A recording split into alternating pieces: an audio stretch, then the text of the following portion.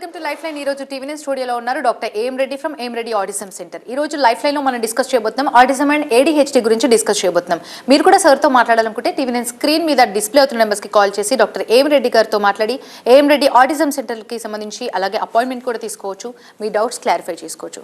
Hi sir, welcome to studio. Hi.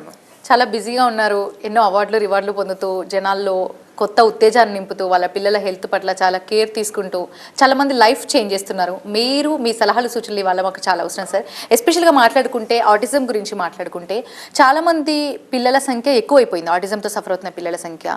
అసలు autism ఏంటి, ఎలా గుర్తించాలి, ఎలాంటి సిమ్టమ్స్ కనిపించినప్పుడు డాక్టర్ని కన్సల్ట్ అవ్వాలి? బిజీగా ఉన్నానని చెప్పేసి ఆనందపడాలో, సమస్యను చూసి బాధపడాలో అర్థం కావడం లేదు. ఎందుకంటే కేసెస్ ఎక్కువ అవుతున్నాయి జనాల సొసైటీలో. Autism cases, ADHD cases, hyper active cases, behavioural issue cases విపరీతంగా పెరిగిపోతున్నాయి. ఏమాత్రం జాగ్రత్త లేకపోతే, ఏమాత్రం అవేర్నెస్ తీసుకోలేకపోతే చాలామంది ఇంకా ఎక్కువ బారిన పడేటువంటి అవకాశం ఉంది. ముందు ఆటిజం ఏడీహెచ్డీ అవేర్నెస్ అంటే ఇక్కడ ట్రీట్మెంట్ కంటే కూడా అవేర్నెస్ అనేది కూడా చాలా ఇంపార్టెంట్.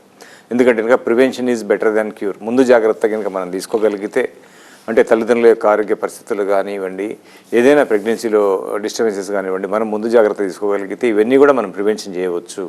కొంచెం కాషియస్గా ఉండి పిల్లలకు ఎక్కువ మెడిసిన్స్ వాడకుండా ఉంటే ఈ కేసెస్ని అట్లీస్ట్ మనం 50% తగ్గించుకునేటువంటి అవకాశాలు ఎక్కువగా ఉంటాయి. సో ఈ కేసెస్ విపరీతంగా అంటే కనుక మన సొసైటీలో ఉన్నటువంటి మెడికల్ విధానం వల్ల కానివ్వండి, ఓవర్ యూసేజ్ ఆఫ్ మెడిసిన్స్ వల్ల కానివ్వండి, ఓవర్ యూసేజ్ ఆఫ్ వ్యాక్సినేషన్ అంటే అన్వాంటెడ్ వ్యాక్సిన్స్ వల్ల కానివ్వండి, ఉన్న ప్రాబ్లమ్స్ ట్రిగ్గర్ అవుతున్నాయి మనకి, దానివల్ల ఎక్కువ అనిపిస్తున్నాయి. కాలర్ లైన్లో ఉన్నారు సార్ ఫ్రమ్ నిజామాబాద్. ప్రమోద్ గారు, ప్రాబ్లం ఏంటో చెప్పండి డాక్టర్ గారికి. నమస్తే అండి. నమస్తే ప్రమోద్ గారు, చెప్పండి సార్. ఏం లేదు, ఇప్పుడు మాకు మా పాప ఉన్నది, ఆమెకు 18 months అండి. ఓకే ఓకే నమస్తే అండి. చెప్పండి. అయితే 18 months అండి మా పాప.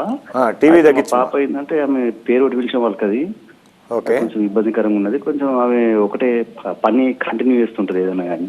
ఓకే. ప్రెగ్నెన్సీలో ఏదైనా ఇబ్బందులు వచ్చాయా మీ మిసెస్కి? యాక్చువల్లీ ట్విన్స్ మా పాప వాళ్ళు, పాప బాబు. మెడిసిన్స్ వాడడం వల్ల ట్విన్స్ పుట్టారా, న్యాచురల్గానే ట్విన్స్ పుట్టారా? న్యాచురల్ గానే. అదే ప్రెగ్నెన్సీ కంటే ముందు ఏదైనా మెడిసిన్ వాడారా? లేదండి, ఇంకా అది మామూలుగానే యూజ్ చేసినాం అంతే. జనరల్గా ట్విన్ ప్రెగ్నెన్సీ అనేది జనరల్గా మెడిసిన్స్ ఎక్కువ వాడడం వలన, ఎక్కువ ఏదైనా ఐవీఎఫ్ ట్రీట్మెంట్ వలన వచ్చేటువంటి అవకాశాలు ఎక్కువగా ఉంటాయి. బట్ ట్విన్స్ అనేటువంటిది జనరల్గా హెల్తీ సిస్టమ్ కాదు. మామూలుగా అయితే మనకు జనరల్గా కనుక ఒక మదర్కి ఒకరే పుట్టడం అనేది న్యాచురల్ సిస్టమ్. ట్విన్స్ అనేది బై మిస్టేక్ వలన, తెలియకుండా బాడీ ట్యూన్ కావడం వల్ల వచ్చేటువంటి అవకాశము.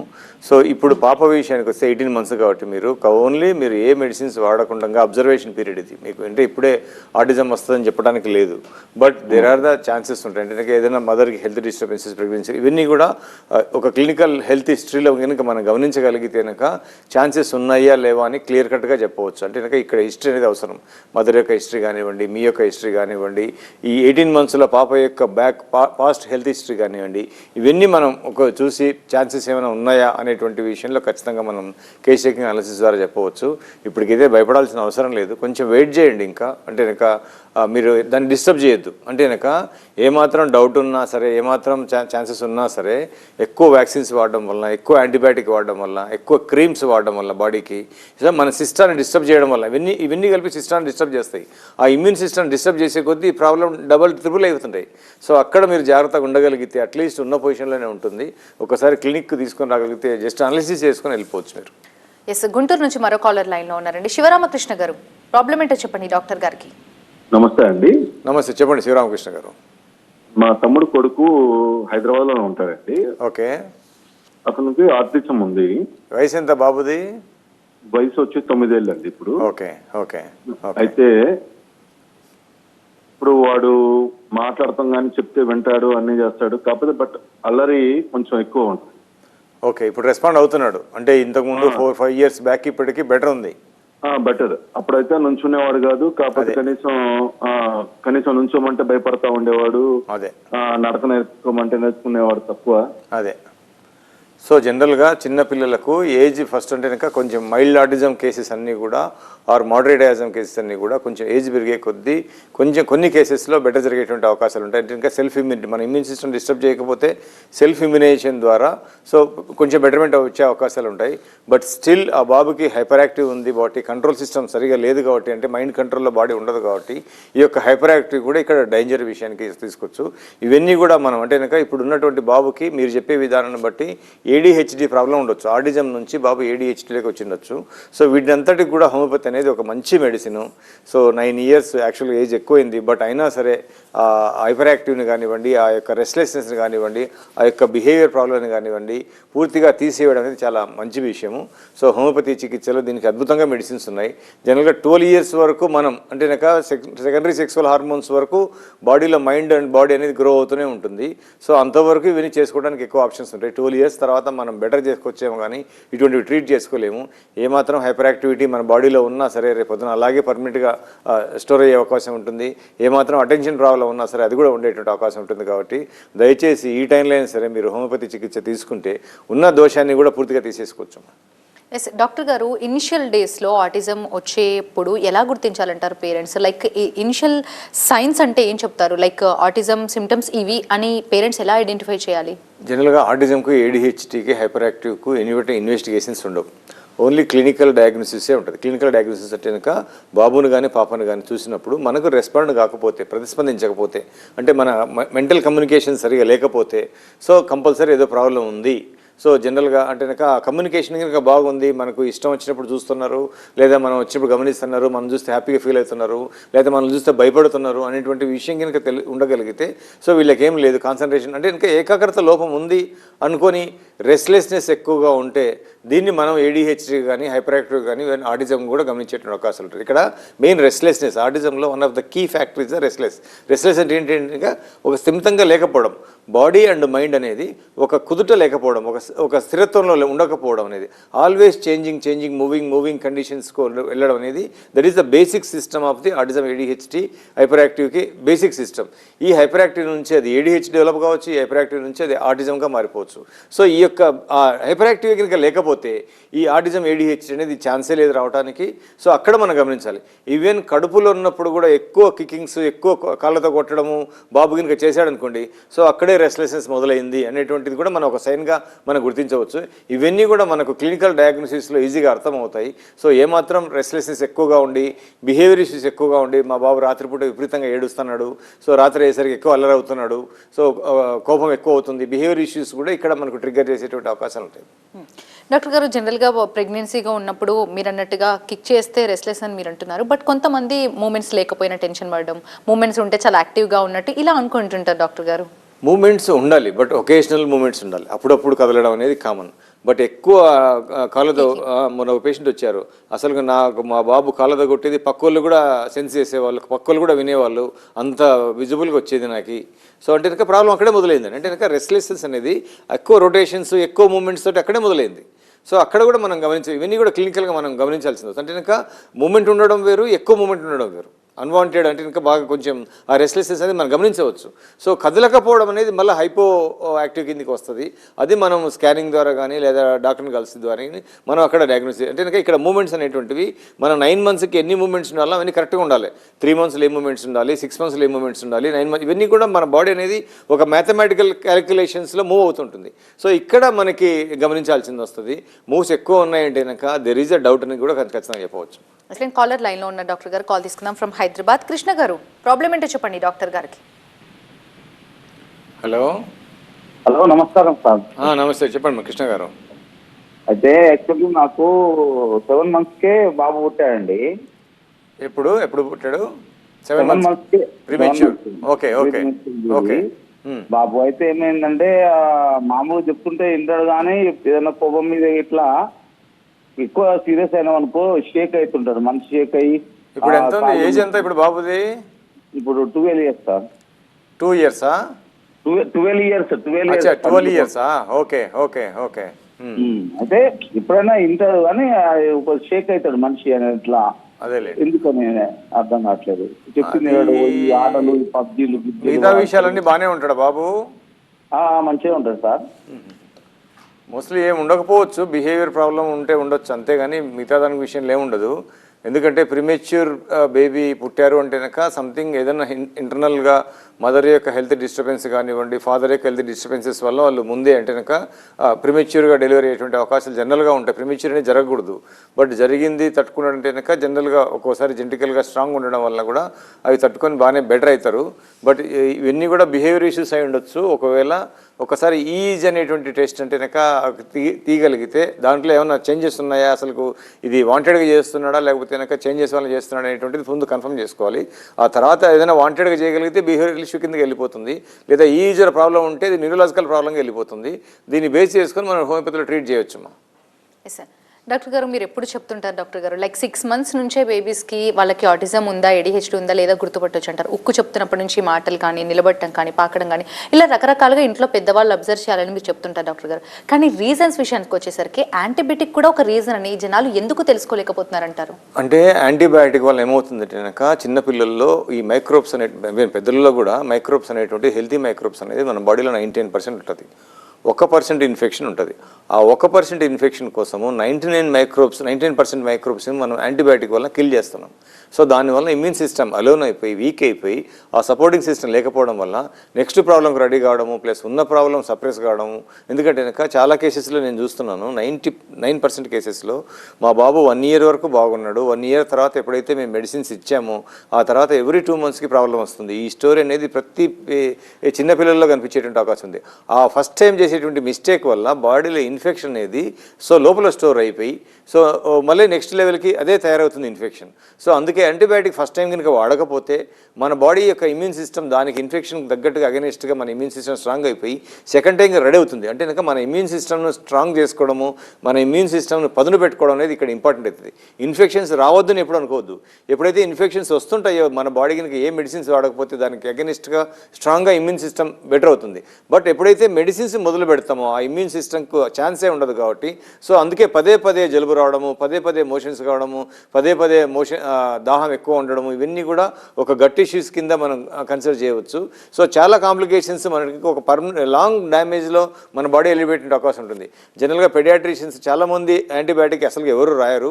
సో నార్మల్గా డాక్టర్లు మాత్రం ఎక్కువగా రాస్తూ ఉన్నారు. ప్లస్ మెడికల్ షాప్స్లో ఎక్కువ యాంటీబయాటిక్ వాడడం వలన కూడా అంటే కనుక ఈ ఫ్రీ మెడికేషన్ అవైలబుల్ ఉండడం వలన కూడా ఈ ప్రాబ్లమ్స్కు ఎక్కువ కారణం అవుతున్నాయి. యాంటీబయాటిక్స్ వలన పిల్లల యొక్క బిహేవియర్ మారిపోతుంది, పిల్లల యొక్క అటెన్షన్ ప్రాబ్లం మారిపోతుంది, సోషల్ ప్రాబ్లమ్స్ మారిపోతున్నాయి, ఇమ్యూన్ సిస్టమ్ డిస్టర్బెన్స్ జరగడం వల్ల ఇవన్నీ చాలా కాంప్లికేషన్స్ ఉంటాయి. సో 12 years వరకు ఏ మెడిసిన్ వాడకపోతే మన సిస్టమ్ అనేది ఇంకా స్ట్రాంగ్ చేసుకోవడానికి చిన్న ఇన్ఫెక్షన్స్ తగ్గట్టుగా అగెనిస్ట్ అవుతుంది. సో దానికి మనం తయారు కావాలనే కానీ మెడిసిన్స్ వాడడం అనేది it is not at all a good విషయం. ఎస్ డాక్టర్ గారు, బిహేవియరల్ ఇష్యూస్ గురించి మాట్లాడుకుంటే కొంతమంది పిల్లలను చూస్తుంటాం చాలా మొండిగా బిహేవ్ చేస్తుంటారు.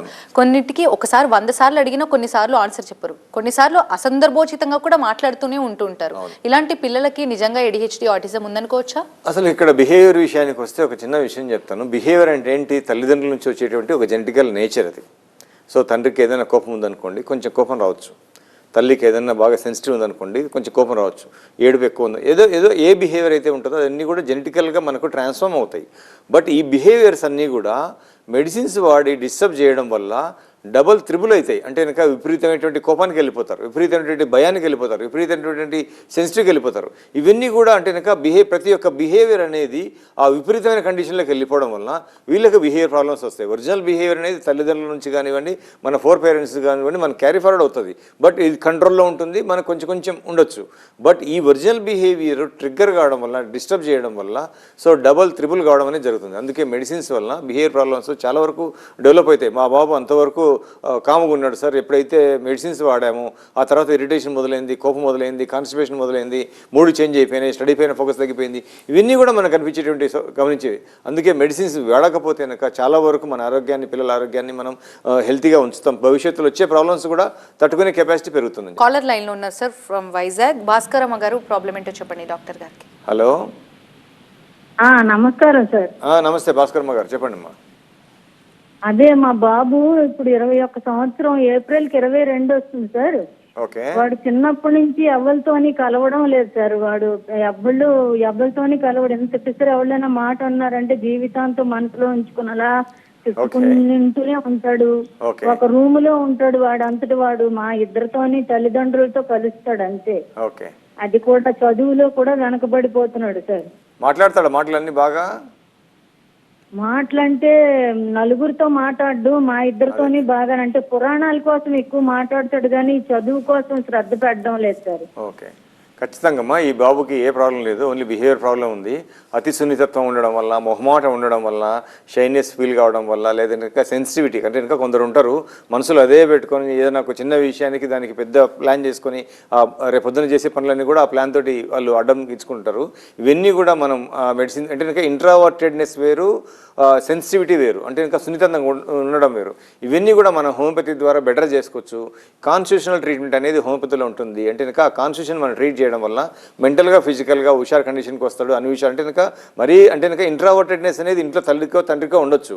బట్ ఇది విపరీతమైన కండిషన్లో ఉంది కాబట్టి ఆ విపరీతాన్ని మనం కట్ చేసుకొని సో నార్మల్ కండిషన్కి తీసుకొని రావచ్చు ఖచ్చితంగా. సో 21 years అంటున్నారు కాబట్టి డెఫినెట్గా అట్లే లేదు, బిహేవియర్ ప్రాబ్లం ఉంది కాబట్టి చేయొచ్చు. డాక్టర్ గారు, ఇలా ఉన్న పిల్లలకి జనరల్గా ఆటిజం సెంటర్లో ఏమైనా కౌన్సిలింగ్ లాంటిది ఏమైనా ఉంటుందా డాక్టర్ గారు? కౌన్సిలింగ్ అనేది జనరల్గా బాగుంటుంది కానీ but it is a temporary. జనరల్గా అంటే కనుక నేను నా యొక్క ఎక్స్పీరియన్స్ చెప్తున్నాను, కౌన్సిలింగ్ అనేది చాలా మంచి విషయమే. టెంపరీ మోటివేషన్, టెంపరీ సిస్టమ్ని మనకు బెటర్ అవుతుంది కానీ బట్ ట్రీట్ చేయడం అనేది ఇక్కడ ఇంపార్టెంట్. ఇక్కడ treat important, permanent solution important.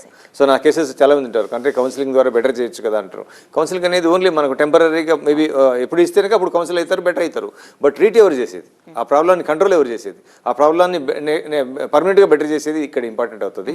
Counselling అనేది సపోర్ట్ వస్తుంది కానీ it is not going to the treating system. Sir, ADHD కూడా జెనెటికల్ ప్రాబ్లం అనుకోవచ్చా? దీనికి ఎలాంటి మెడికేషన్ అవసరం అంటారు? ఆటిజం సెంటర్లో మీ దగ్గర ఎలాంటి ట్రీట్మెంట్స్ అందుబాటులో? అసలు autism, ADHD, hyper active cases అన్నీ కూడా జెనెటికల్ ప్రాబ్లమ్స్ కానే కాదు. ఇవన్నీ కూడా కేవలం తల్లిదండ్రుల యొక్క ఆరోగ్య స్థితిగతులను బట్టి, సపోజ్ మదర్కి ఏదైనా థైరాయిడ్ ప్రాబ్లం ఉంది, మదర్కి ఏదైనా డయాబెటీస్ ప్రాబ్లం ఉంది, లేదా ఇందాక ఒక కేసు ఈరోజు ఒక కేసు చూశాను. సో ప్రెగ్నెన్సీ కంటే ముందు ఫాదర్కి BP, థైరాయిడ్ అండ్ డయాబెటీస్ 3 ఉన్నాయి.